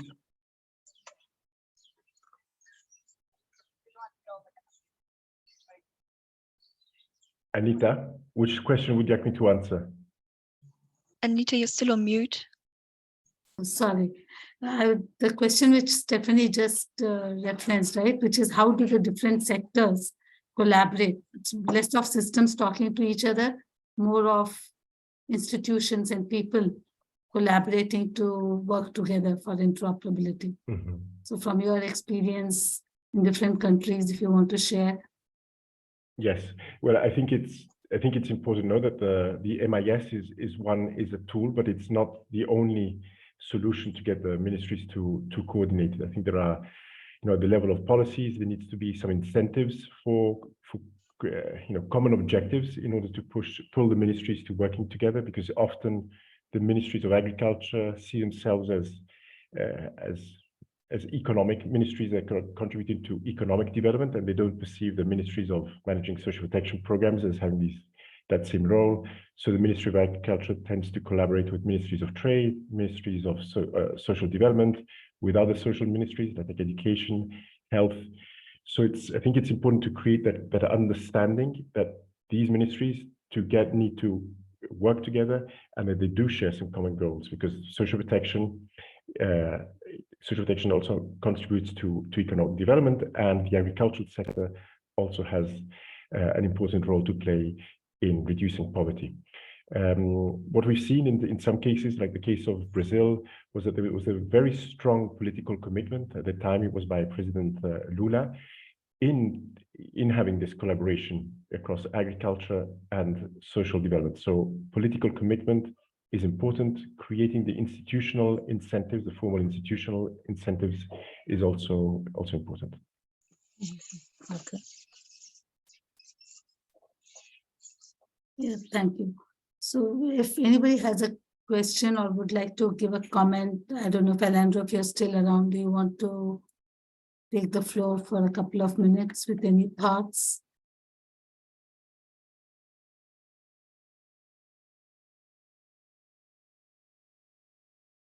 So we have some questions which are more, like some suggestions, and some are questions. So I'll just think it's not possible to share, what are the requirements, infra requirements for implementing a e-voucher system over this call. But if anybody would like to come up, that would be good. Yeah, so Mampiona, you have your hand up. Please come in. Thank you, Anita. I just want to follow up on one of the question on what are the main challenges. Most of the countries that I've presented have been through a lot of steps before getting where they are right now. For Madagascar, really, we are very at the early stage. So it's really good if you can just share briefly, maybe one or two. Stephanie from Kenya raised one of them, which is very relevant for Madagascar. It's like everyone wants to have their own system. That is a big issue. But if others as well, I don't know, from Marco, from FO perspective or others, it would be great to raise that if that's okay. Thank you.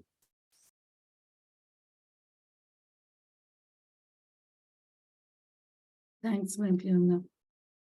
So there's another question from Samuel, Madagascar. My question is about the adoption of farmer ID by the farmers. What are the challenges and best practices? Can you share? So I'm not sure, is this question for Angola? They have left, I think. Or is it for any other country? Samuel, are you still there?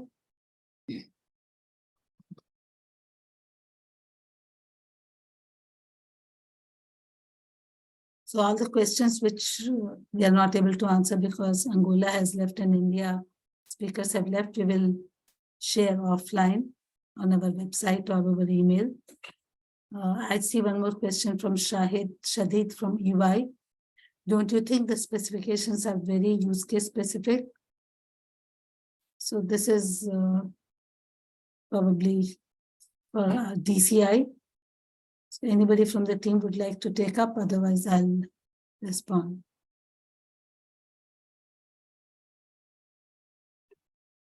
Okay, let me take it on behalf of DCI. So yes, agree that some of these appears use case specific, but then you have to start from a use case story. And then once we have looked at multiple use cases, we can come to generalization. We have another question, how do you ensure that data privacy and issues are incorporated when we are talking of these? So if you create APIs which share, are very generic and share data and mass everything which is not even required, then you will not be able to meet the principle of data proportionality.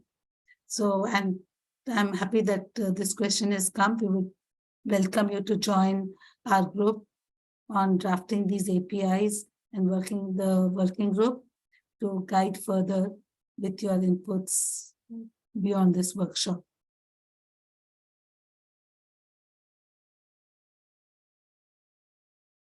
And Sarah, for your thing, I think, yes, we will look when we are doing the interoperability specifications, security and privacy will be taken into account, but design of the registry itself, following the security processes for the registries and the privacy principles that is beyond the scope of DCI.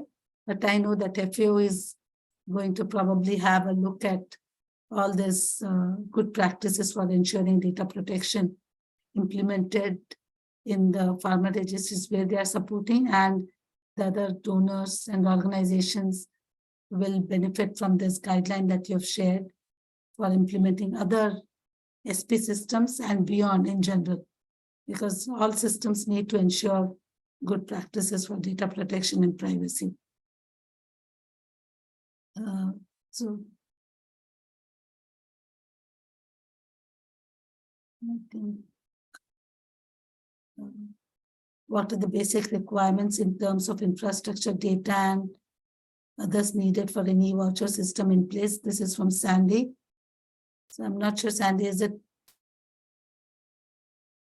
this a question to a particular country or to DCI?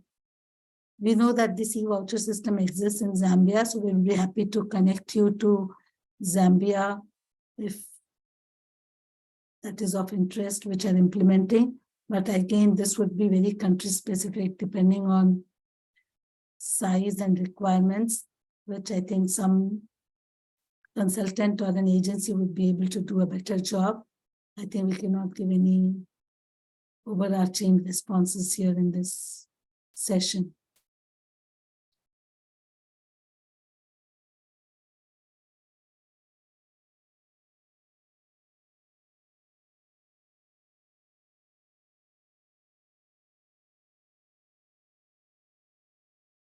So anybody from the speakers or audience, we have time for another couple of questions.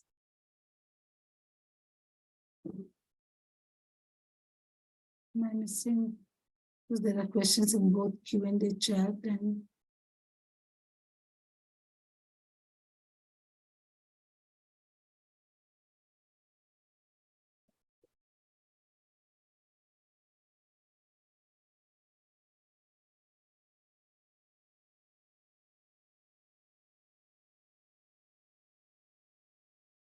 So from Madagascar, there is a question, what is the best strategy to have the farmers registry? Madagascar used farmers ID card.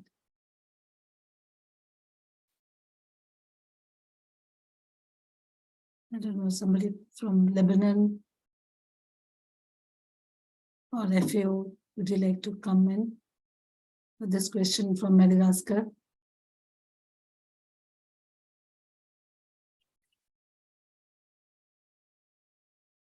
Ma'am Fiona?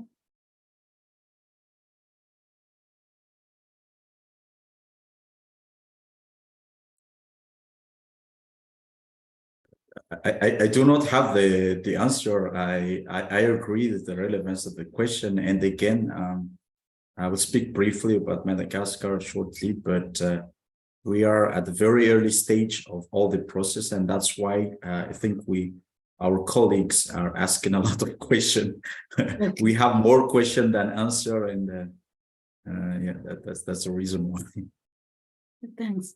So Danny, do you have any response to this? Because we have another question. What infrastructure challenges did you encounter in building the farmer registry? Because you just completed the work in Lebanon by going live just end of February, right? Do you think you would be able to share that? Or? Sure. Let me talk about the challenges first. Thank you, Anita. Let's say the main challenge is that you are establishing a digital register in a country where electricity is 2 hours a day. So that was the major challenge, if you want. And then the other challenge was related to the data protection thing in the infrastructure. So we wanted to find a solution of the hosting, which also falls under the Lebanon regulations, where data cannot be hosted in outside Lebanon. So we had to make the arrangement with the Ministry of Telecommunication, and the central data provider, in order to host the system and then do the penetration tests, and so on. And then this is really all the in relation to the hosting. But then you have it hosted, but how do you connect? If you don't have electricity in the center, then we had to go with renewable energy, solar systems in every center. So we have been really dealing in troubleshooting a lot of small details here and there in terms of infrastructure in order to make the system really communicate and happen everywhere. And data still there is a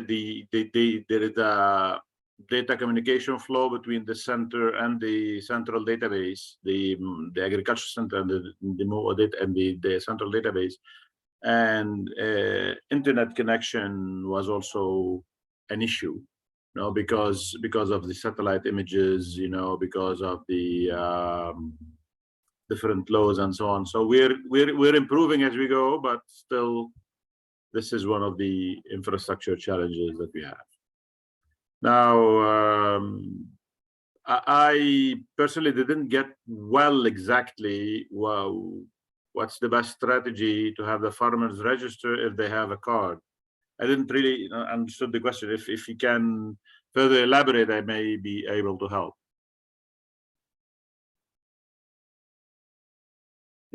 For example, just a follow-up question, Marco, on this challenge. For example, are the farmers usually willing to share their information? Because that's an issue here, or is it mandatory? I saw in your presentation that there's some text that has been prepared. So maybe you can share more about that. Okay, the registration is not mandatory. The registration is voluntary.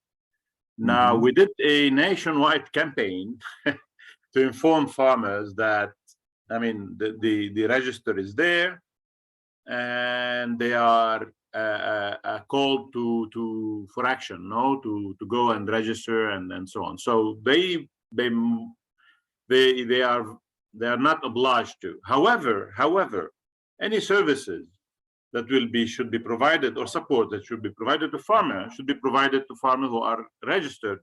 No, you are not a farmer anymore if you are not a registered entity. And this is one step towards formalizing the sector, because anybody can be a farmer now. And then, are they willing?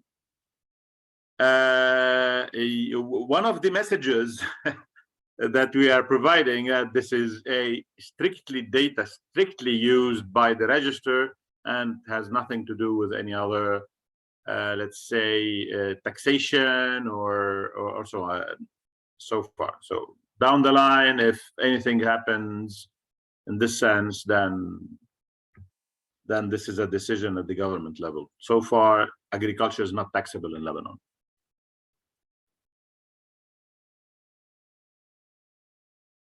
Thank you. Thanks. So with this now, since we have just about 5 minutes left, I will invite Ma'am Pianona to give his closing remarks and reflect on Madagascar at the same time. Over to you, Ma'am Pianona. Thank you.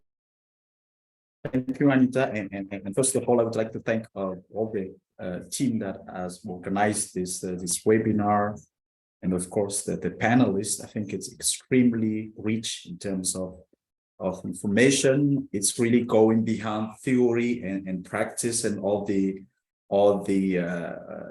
scenarios that have been shared, really useful, especially for a country like Madagascar. And I think my part here is really to give a bit of perspective about what are the takeaways, what are the message that can be used in a case of a country like Madagascar.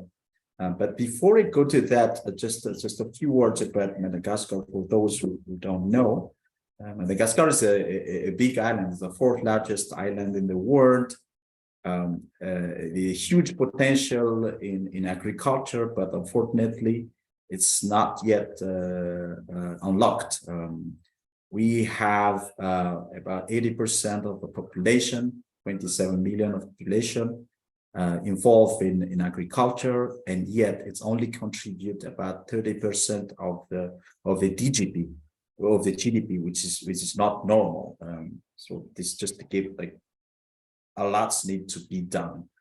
Going to our topic about farmer registry and digitalization and all of that, the good news for Madagascar is that there's a high buy-in of the highest level of the government. We have a dedicated ministry that is called the Digital Ministry, actually. That's kind of overviewing all the initiatives in terms of digital. And in each sector, so in agriculture, in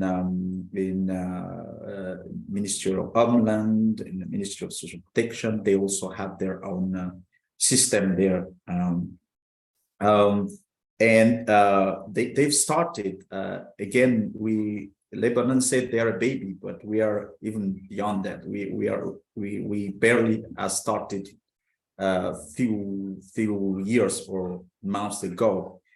For example, for the social protection, we are planning to produce the first couple of thousand of registry, data collection, to have the social registry by the end of this calendar year. So it has not been done yet. For the ag sector, we've just produced about 1,000, producer cards. We are really at the beginning of the stage. For the homeland, we don't have a national, unique identification number. We don't have a ID that is linked to any database that are digitalized. So the good news is that there are a lot of support, there are a lot of initiatives, and the World Bank has provided quite significant resources to support these government initiatives. And that's why it is extremely relevant. This topic is extremely relevant and very timely. One of the things that I think the team we've learned, and I just want to mention that a lot of government officials is connected here as well from Madagascar, is this type of webinar has given a lot of information, detailed information, for example, in Farmer Registry, what are the information based on each country's experience, information on land availability, information on the farmers and all of that, and how is it relevant? So at the end of this webinar, I think we all agree that this is important. We all agree that the interoperability is necessary, it's very relevant, but it goes a little bit beyond that and how we can get there, especially in a country at the very early stages, Madagascar, how we can get there. So again, I think I will stop there. Again, thank you for sharing those experience, for interacting with you. It's really rich, and we expect that this networking will continue. As you've seen, there are a lot of questions from our colleagues, and again, as I said, it is because a lot of things that we don't know yet, if I can say so. But we hope that this will be, and I think that's one of the reasons we are here, this will be a platform where we can exchange experiences, we share challenges, and more importantly, how you in other countries has dealt with those challenges to be where you are right now. So I think I will stop there, and I will hand it to Anita. Thank you again for this excellent webinar. Thank you. Thank you so much for sharing your perspective on Madagascar and the challenges. We agree there are challenges, but probably we have to take it one step at a time. And what we are doing through this workshop and the standards will help us achieve our goals slowly and steadily. With this, I will just invite Komal Malhotra from our team to share the next steps, and we'll wrap up in the next couple of minutes. Thank you, Anita. And thank you everyone for sharing the different experiences, challenges. Like, we all agree that there is a lot we have to learn from each other regarding how to utilize Farmer Registry with social protection systems. Moving forward, we plan to come back with workshops to demonstrate additional interoperability of social protection systems with disability registry, social registry, and further on with integrated beneficiary registry. We are currently also in a process of establishing a standard formulation committee to collaborate on building interoperability standards for processes, data, and APIs. You are welcome to join one or more of the standard committees, including CRVS, ID, payments, farmers, and others. Please assist us in supporting the process of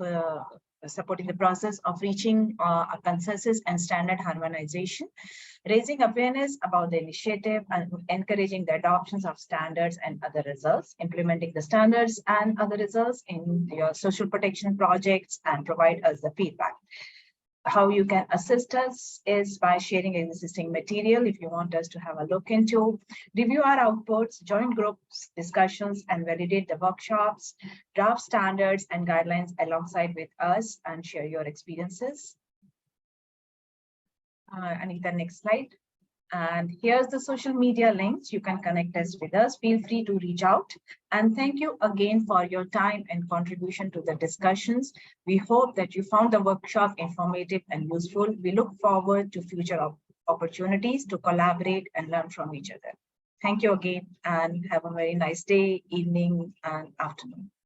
Thank you all. Thank you all for this interesting and your participation and contributions. Until next time, bye-bye. Thank you.